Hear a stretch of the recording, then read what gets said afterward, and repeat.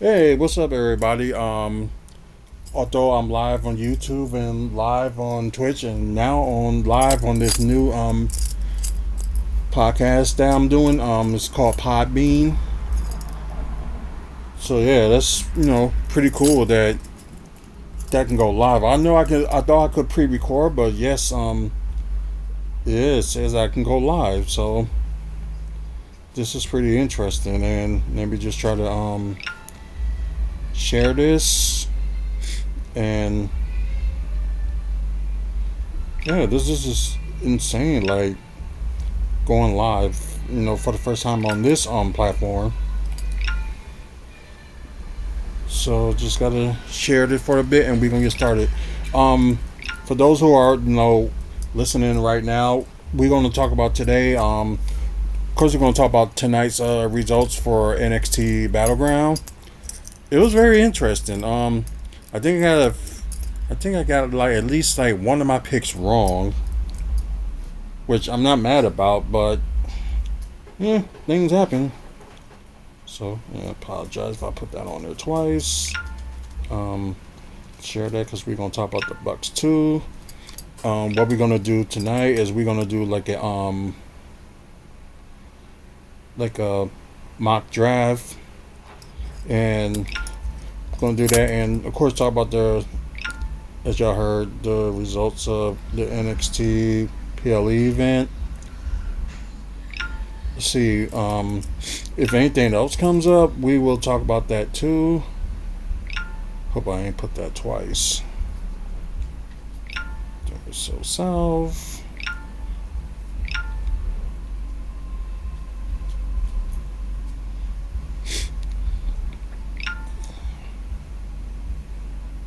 Let's see. I think that should.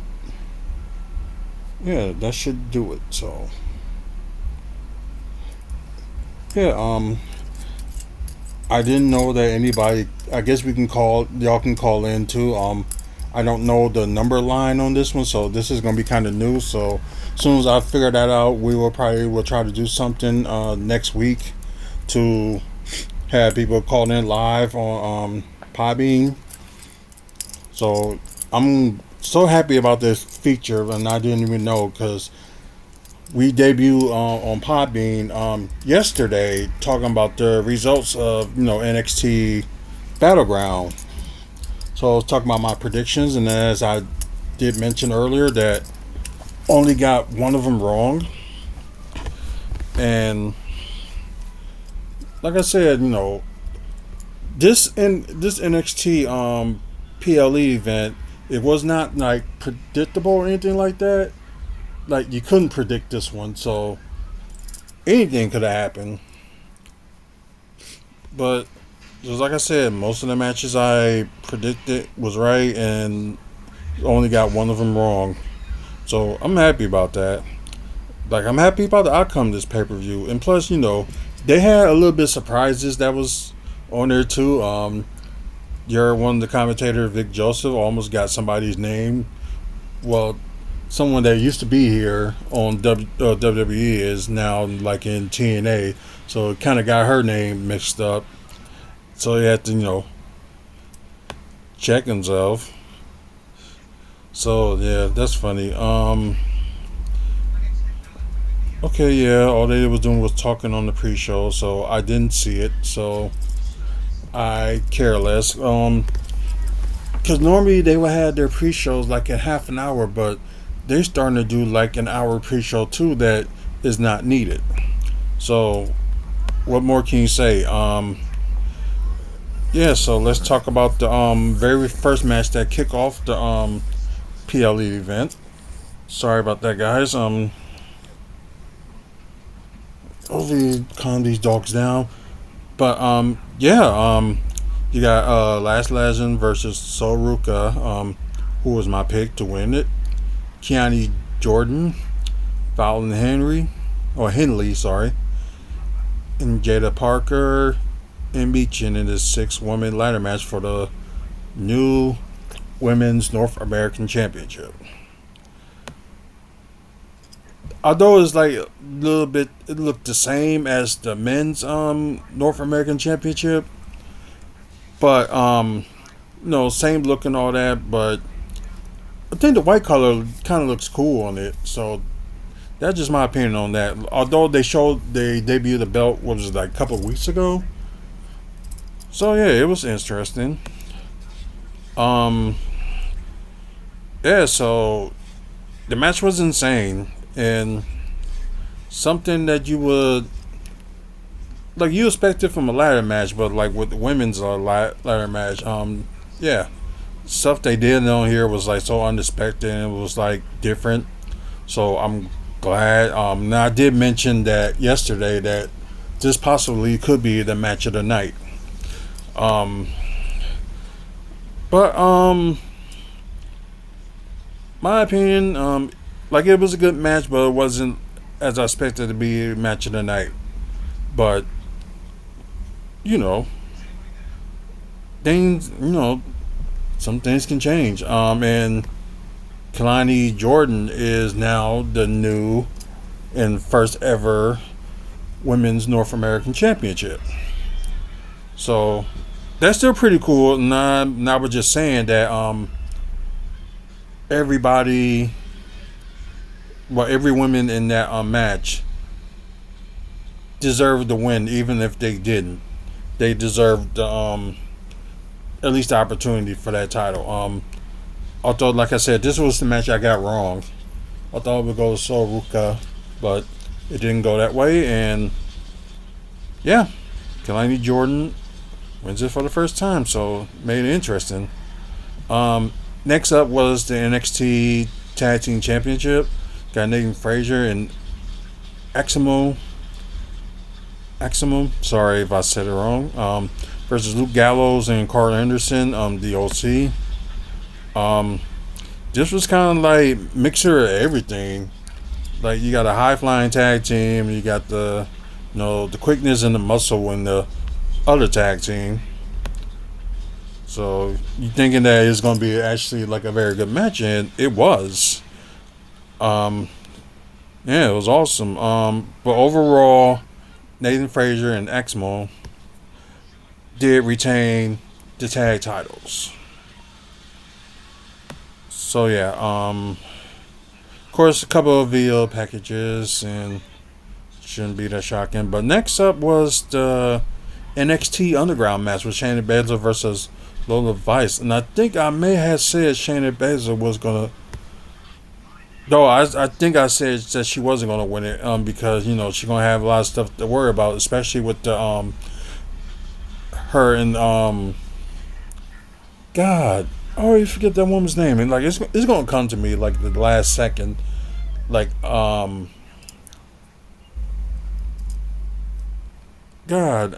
I'm sorry, but it'll come to me. It will come to me. Zoe Stark. Yeah, there we go, Zoe Stark. Like I said, that name will always like come to me when I like at least expect it. So, cause Shayna and Zoe got a tag title match on this Saturday at the Classic Castle. But anyways, so for what these women did in this NXT Underground match, it was actually a good one. Actually, enjoyed it, and both of them, got MMA background. So yeah, I wouldn't even complain about that, but it was just like all over the place. So it was pretty good, and liked the match. And Lola Vice, shockingly, won the match while the referee had stopped the match as Lola was, kind of pouncing on her and just punching her, like doing the clobbering thing. So the referee stopped the match, and although Baszler didn't submit or anything like that or quit, but the ref just called the match. So yeah, that's kind of different.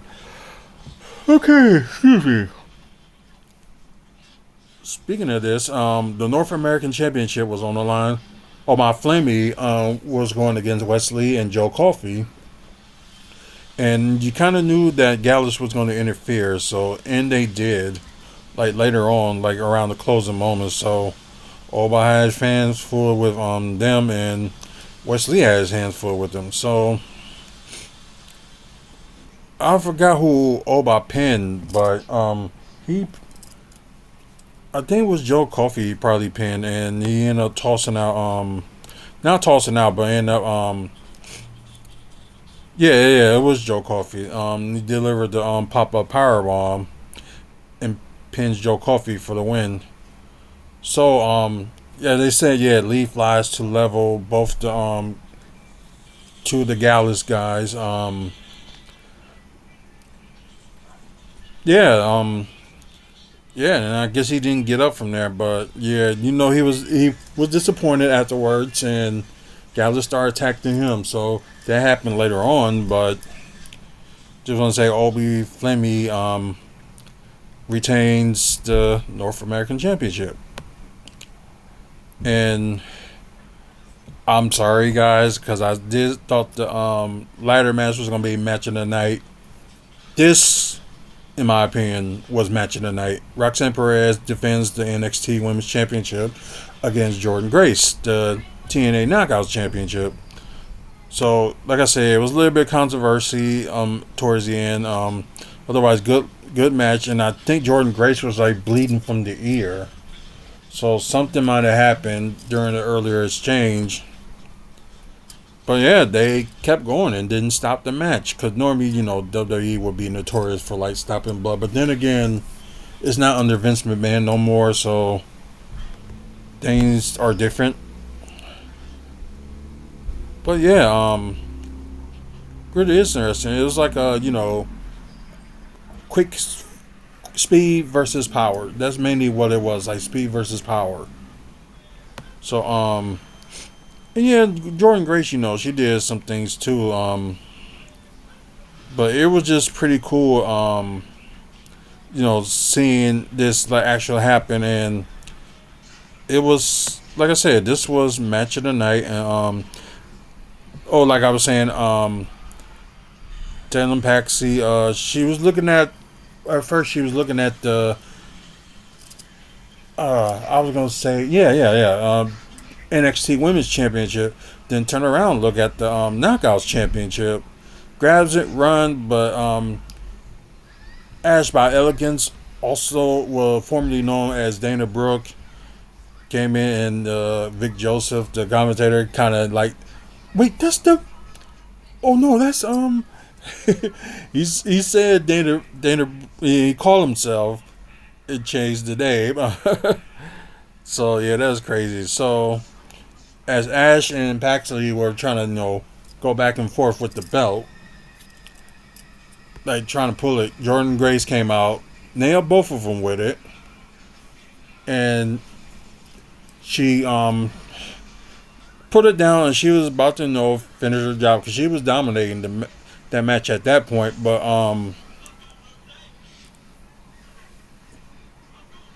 yeah, what Jordan Grace did, she tried to do the Death Valley Driver, but Roxanne had counter and did her finishing move, the Pop Rock, for the win.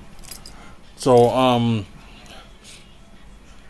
well, I was kind of expecting a little bit of controversy in this match, and Bob was expecting to be a little bit more controversy with this match, but I didn't get that.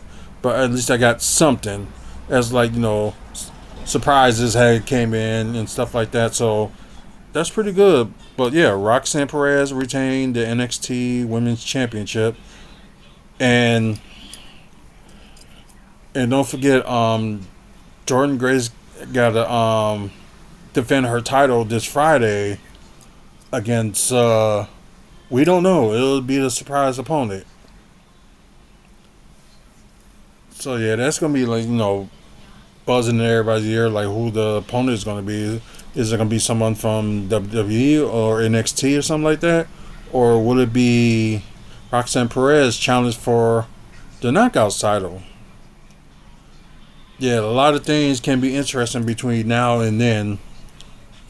So why not put out that shock value for both companies with the thing they did with NXT 2 weeks ago, and now they can do it this Friday with having somebody from WWE come in and challenge Jordan Grace for the Knockouts title.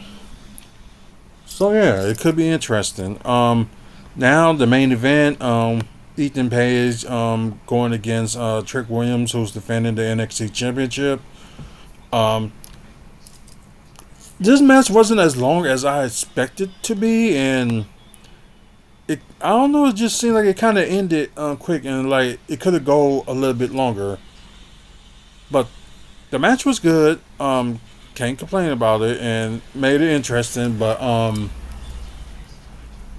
Ethan Page, as he nicknamed himself All Ego, got a little bit ego out there, arguing with the referee. Then out of nowhere, Trick Williams did his move, the trick shot, and pinned him 1, 2, 3. So, although it was Ethan Page's debut, it was also like his first loss. So, that rarely happens for like a wrestler that make their debut and have their first loss in their first match.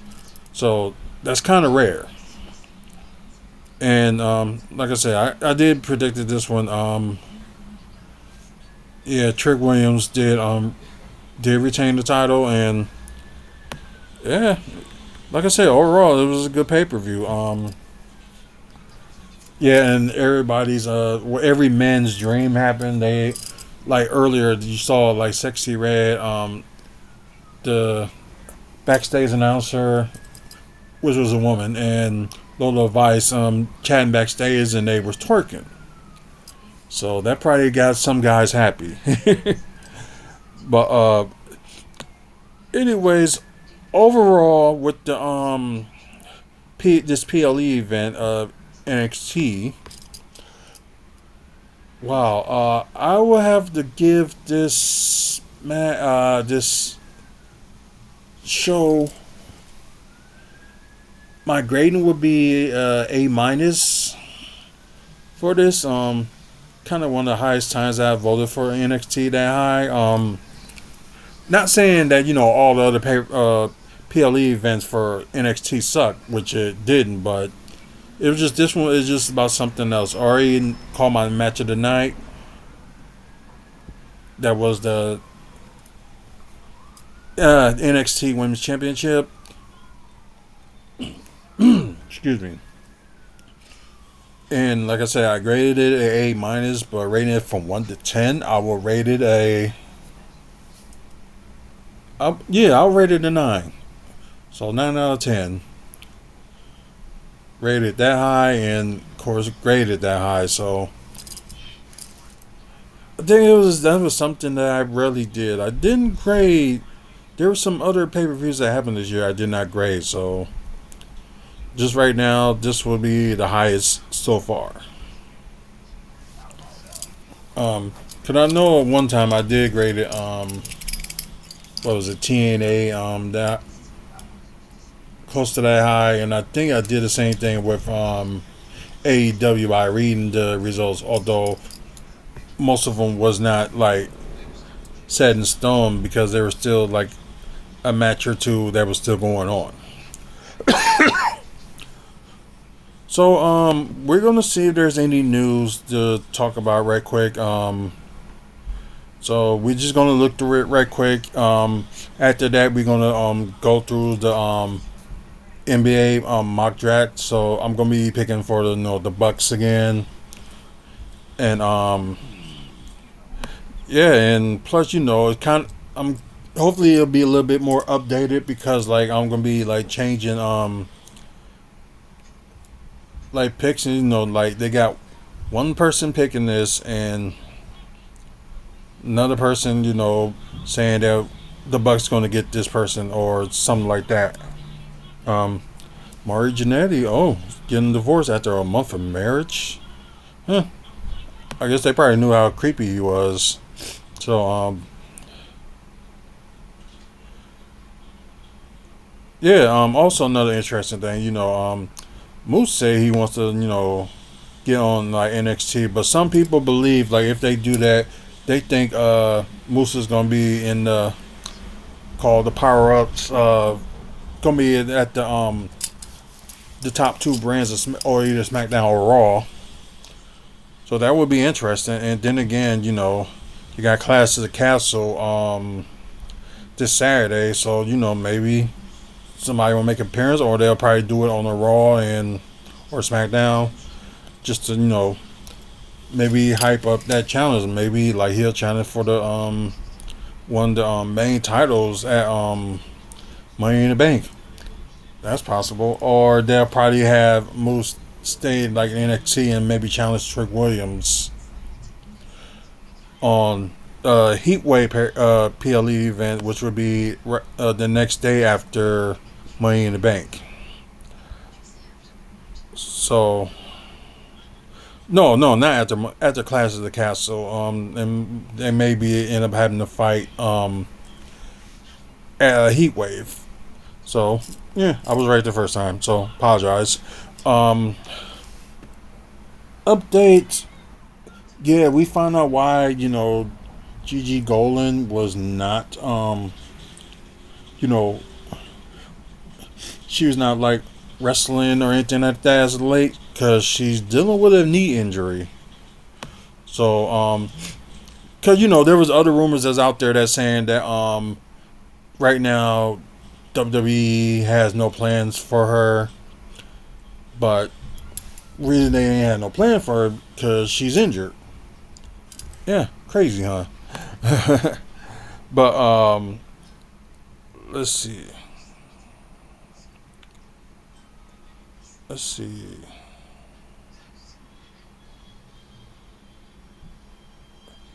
See, no, that's not what we're talking about. Of course, I did see Collision yesterday. Yeah, the Collision was all right. Like, not the greatest, not the worst, but it was okay. Um, yeah, that's funny. They was cheering Joe Hendry when during the NXT Women's Championship. So I thought, yeah, that was funny. If y'all actually get a chance to, y'all check out um, Who Killed WCW. The first hour of part one of that episode, because you can now see it on go to Vice TV or look at the YouTube channel, and it's on there. So that was pretty cool, and it was just made it kind of interesting. So they trying to figure out like who's to blame for the failure of WCW. There's a lot of names you can throw out there, and there's also were some names that were like out there too that other the the people that they had on the show and just talking about it. You have of course you have the business the cable owners, Ted Turner. You can blame Eric Bischoff, or you can blame Hulk Hogan, or you can blame like the inmates running the asylum type of thing. Yeah, it could go like either way. So I don't know. Y'all check that episode right now. It is on YouTube, so it's pretty good so far. Of course, Willow Nightingale and Chris Statlander announced themselves from being in the Women's On Heart Cup tournament. And as they mentioned a couple weeks ago, that the winner of the men and women's cup tournament will get a title shot, the main title shot at All In. So yeah,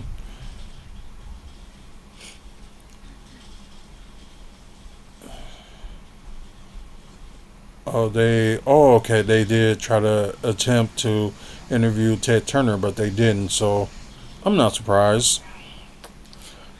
Um, yeah, of course, next Saturday is the 1 year anniversary of AEW Collision. Um, I can't say that I am watching that. I don't know. It's possibility. You never know. Um,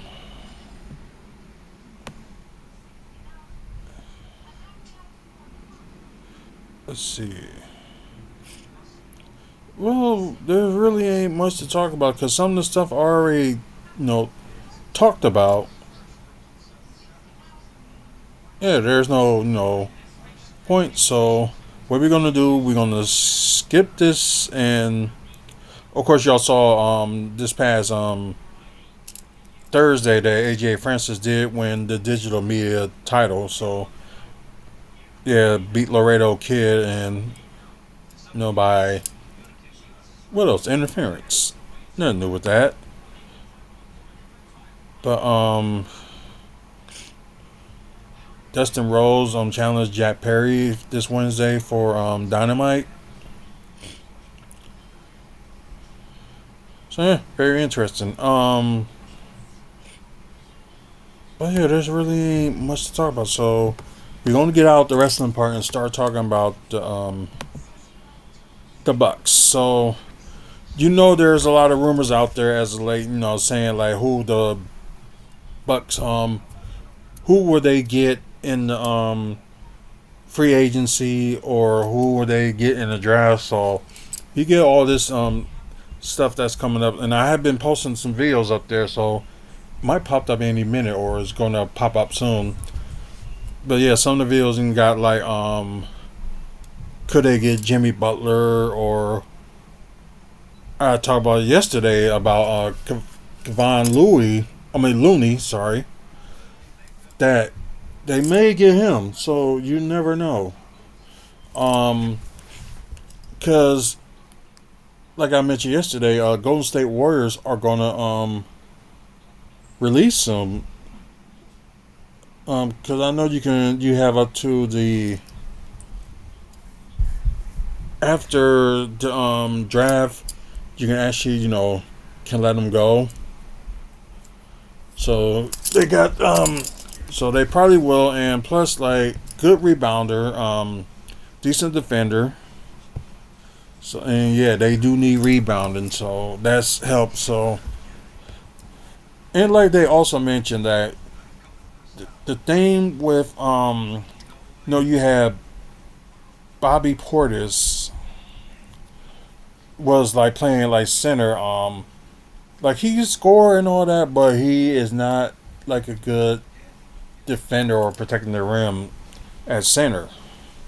So yeah, it was kind of short, because they only had like only two people, but they did use Garnero for like playing either the power forward or center.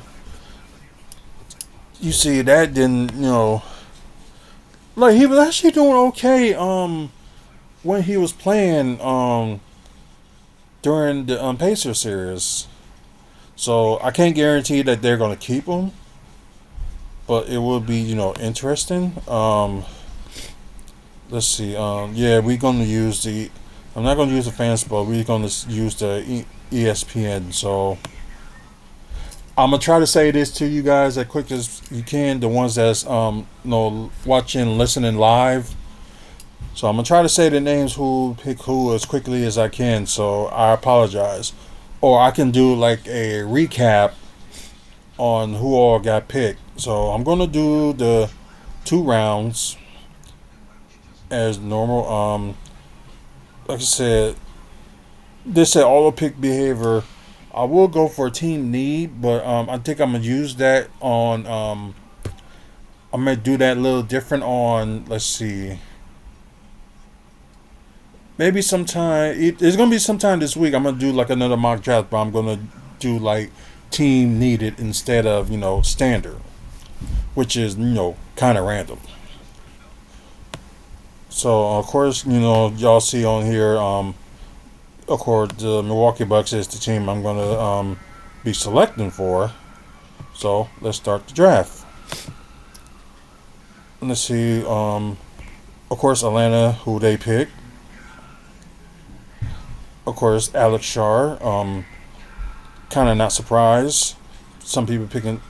Oh wow, they got the Wizards selecting Donovan Clingan. The Rockets selecting Zachary Richer. Sorry. Spurs picking Reed Shepard. Pistons. Oh, Stephon Castle. So yeah, they picking a little bit different. Charlotte picking Rod Dillingham. Okay, Blazers picking Matthews Bullets. Spurs picking Nico Toppett. Although he's injured, so they might still pick him. Oh, Grizzlies picking Dalton Connect. Jazz picking Tijane Salem. Oh, so sorry if I got his name wrong. They got the Bulls picking Devin Carter. Oh wow, they got the Thunder picking Zach Edey, so they picking him ahead of the draft. Kings selecting Jared McClain. Blazers picking Kyle Fliflowski. Oh, Miami picking Cody Williams. Okay, something different. 76ers picking Jacoby Walter. Lakers they picking Tristan Da Silva. Magic picking Johnny Furphy. Raptors picking Keyshawn George. Ron Holland, the Cavaliers have select him. Carlton Clemingham for the pick for Pelicans. Yeez Missy for the Phoenix pick. And now let's see what we got that's available. Oh wow. Okay, it's just y'all know when I'm like talking about the Bucks with the draft as of late that I'm saying that they should always go for a center for their first pick. Then whoever's available, they can go for their second pick. Some picks, they had Bucks getting Keller Ware, or they have them select Tyler Smith, which is also not bad of a pick. So, although you can probably ease him into small forward, but like years ahead, like have him like gain muscle and stuff like that, you can probably have him play, the backup, power forward, or have him play center. He's 6'10", so why not? Who else they got available? Tyler Kolchak. If he is available for the second round, I will pick him, or just wherever. But you got the back center available, so Keller Ware will be drafted by the Bucks. So I will do that. I think it's a good thing too. Like a guy that can protect the rim and stuff on 7-footer. They did compare him to Brook Lopez, but I think he's going to be a little bit quicker than him, and I know he might have to gain some muscle. But as of right now, look at him, like 16 points per game. Sorry y'all can't see it, but yeah, nearly 16 points a game. 1.5 assists, so nearly 2 assists, and you got him nearly 10 rebounds per game. And he's decent at the 3-point shooting. So you get like a rim protector, block shocker, good in the post, and can shoot the 3. So probably the only problem that they probably will say about him is his physicality. Kyrie will stand up against like bigger centers. So yeah, you never know. Nearly 59% from the field. So good shooting. Yeah, but ESPN have him as probably getting the 25th pick, but I think if he's available for the Bucks should go for him regardless. Although I know they had a whole bunch of tryouts as of late with some of the potential draft picks. But, they can still, sign somebody after the draft, whoever they want that's still available. So, that's possible too. But yeah, like the same thing for like Philly and Phoenix, although their second round picks they don't have a second round pick, but Philly has somebody else's second round pick, so in a way they're kind of safe. But like Philly's original second round pick and Phoenix official second round pick are gone because of tampering. Philly was with the PJ Tucker mess that was going on, that they talked to him early before the you can officially talk to free agencies, I know it was the same thing with the Suns, but I forgot like who were they talking to before they actually tried to officially talk to him. So anyway, let's continue. Okay, Knicks selects Isaiah Collier and Bobby Kidmans because the Knicks got 2 picks. So oh wow, Washington Wizards select Tyler Smith. Timberwolves Justin Edwards. Baylor Seisman was another player that they said the Bucks would get, but they're going to Denver on here. Oh crap! Tyler Kochek is going to the Jazz, and Boston will select Terrence Shannon Jr. Was one of the picks that the Bucks should say they should have. Raptors selecting Juan Nunez, Jazz selecting Ryan Dunn, and now we're on to the Bucks pick. So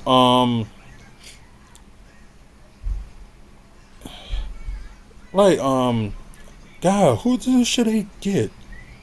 But as y'all see that of course it's fair they need a backup center, so we took care of that. But the I don't know how they could be higher on shooting guards. They can switch some of their players to be like shooting guards, but just in case they don't re-sign Patrick Beverly in free agency, hey, why not go for a young backup point guard? Or they can, since I found this out yesterday as well, that Ty Washington is a restricted free agent. So whoever tries to sign him, the Bucks can outmatch it. So I don't know if they're going to do that, but why not have him as a backup point guard just in case? But God, this is tough. Because you got Jalen Tyson that is a good defender. So let's. Yeah, ESPN got him saying that the Bucks may pick them. So good shooter, many guard skills as a big wing. His IQ and passing vision, he has. Great off ball and also, like I said, a shooter. So this could be something though the Bucks can go for, like somebody that can win now. Best off ball mover in the class.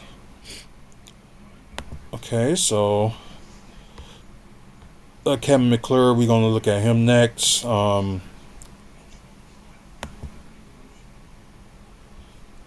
Let's see if they got they got a video on him. We're not gonna watch that. But he was in college for 5 years.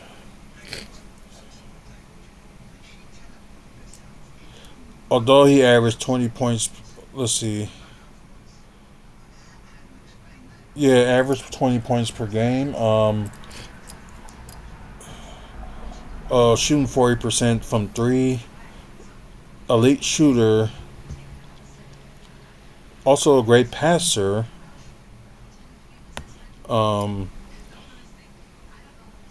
They compare him to Grayson Allen, which is kind of weird. But, okay. Oh, he's also a good passer and good defender. Okay, that's versatile, switchable, hard-working defender. They got Kyle Kuzma, Paul George, Kyle Anderson, and Harrison Barnes. They got him as the shades up. So, and that's Kevin McClure. God, because either one of those picks would be good for the Bucks. But the thing is, like, they don't need a small forward, but they claim they need a shooting guard and a point guard. And right now, you don't have like any. Who would be the point guard that would be available? Wow, they really don't have any but AJ Mitchell. Oh, they also got Deron Holmes the second. So if they want to go big, they could do that too. But I seriously doubt that they're gonna get another big man. Let's see. Let's look at AJ Mitchell. 20 points per game last season. 4 assists and 4 rebounds with 50% from shooting. So that's really not bad.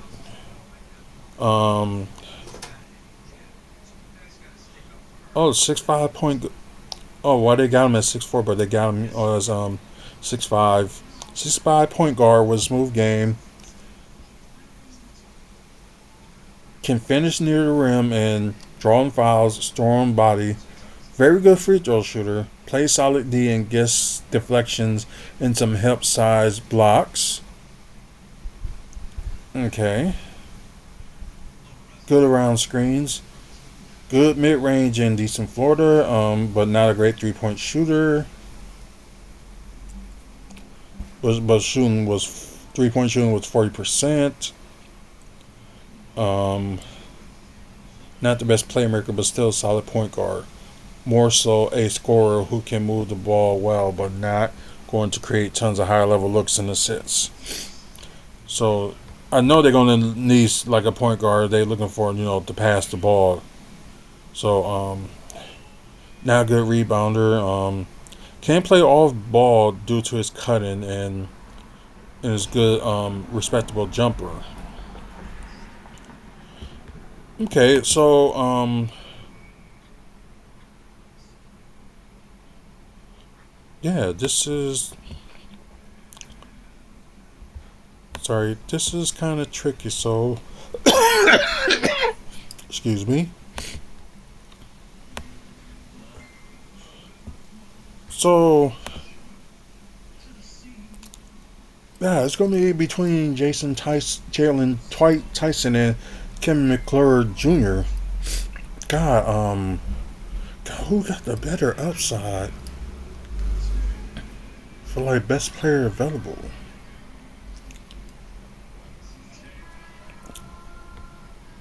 But they can put like Kevin McClure at the shooting guard too if they want to.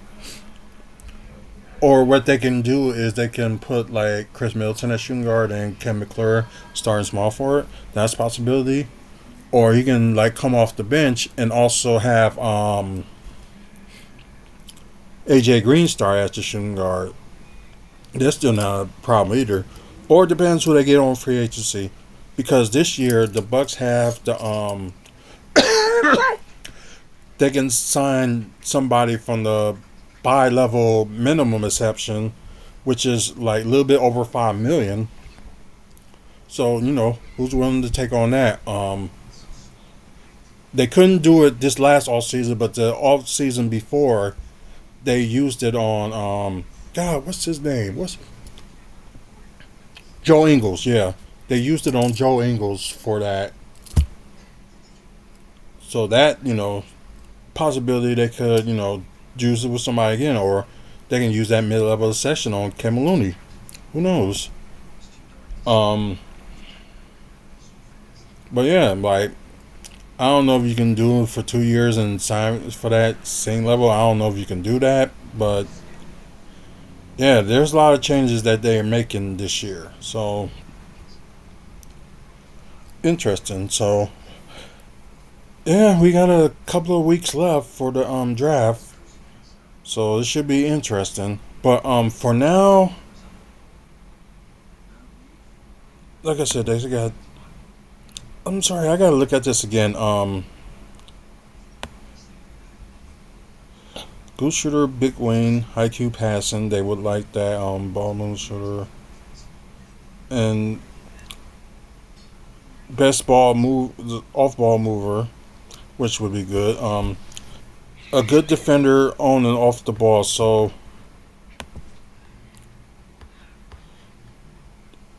and I'm sorry, I just gotta look at it one more time. So I'm thinking I'll probably know who I'm gonna go for. I just gotta look one more time.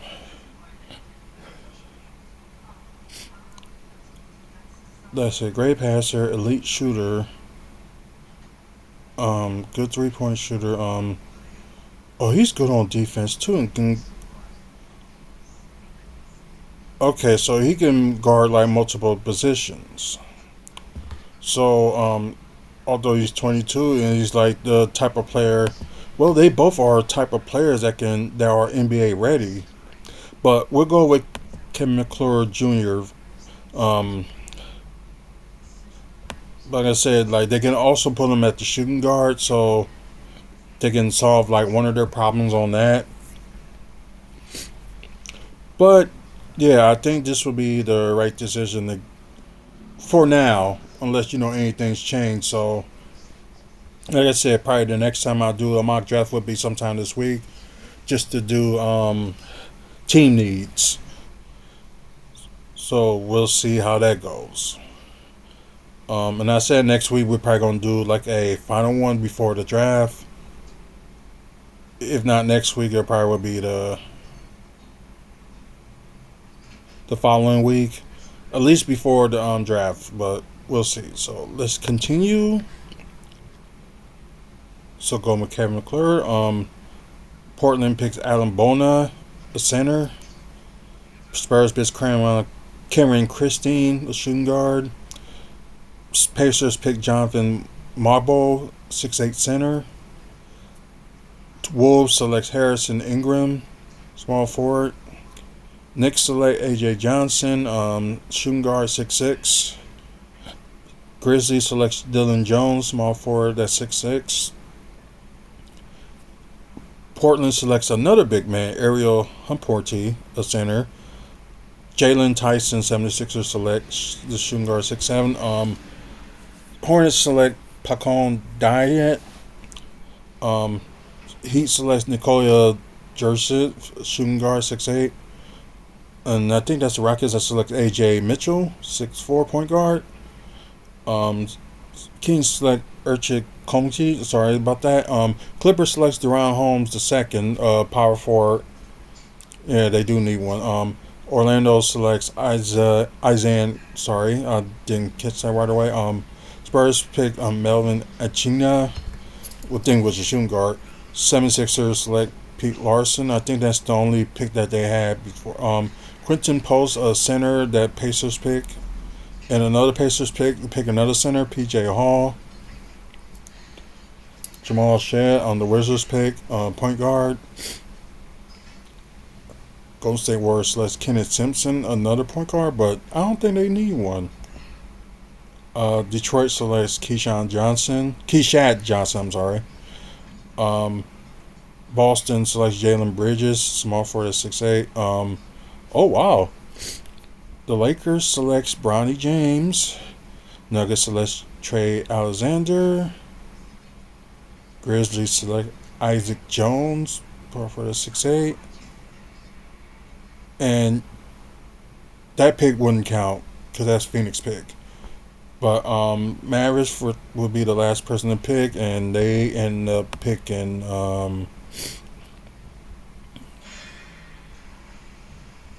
because I think the 76ers got like 2 second-round picks. So let me double check.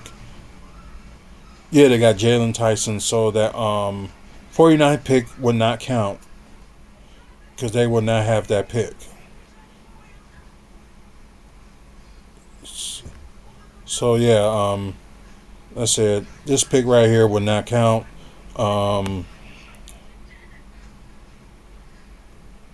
Let's see. Yeah, Keyshawn Johnson for the Pistons. Jalen Bridges for Boston. Like I mentioned, Bronny James. Maybe they want to keep his father if he's available, but they might pick him in the first round. Never know. Denver with Trey Alexander, a point guard. And Memphis selects Isaac Jones, and Dallas Mavericks select Mentis Ristatovich. So, sorry, I'm pronouncing their names wrong. So, this is what we got so far. And now we will show you Bucks picks that I picked for them. So, Keller Ware, the center, which they do definitely need a backup center. Then this was kind of solved their, shooting guard problems, and this will be another player that's probably ready to play now. That probably will be on the bench. Potentially could be in the starting lineup. You never know. Like I said, Keller Ware could be their feature center that they're looking for. Like if they decide to move on after Brook Lopez, they can do that. So that's what I think. Like I said, I know what they should get for the 23rd pick. So they should pick a center that's available, and for like their 33rd pick, I really didn't care who they would have got on the third pick, but as long as it's like if they got for a need, that's fine. But if they only got for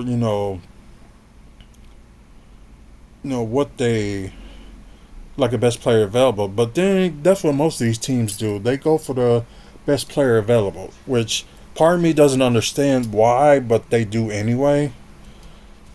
But that's just my opinion. Like, go for what you need, not always the best player available, because probably who you need would be that perfect person that you need.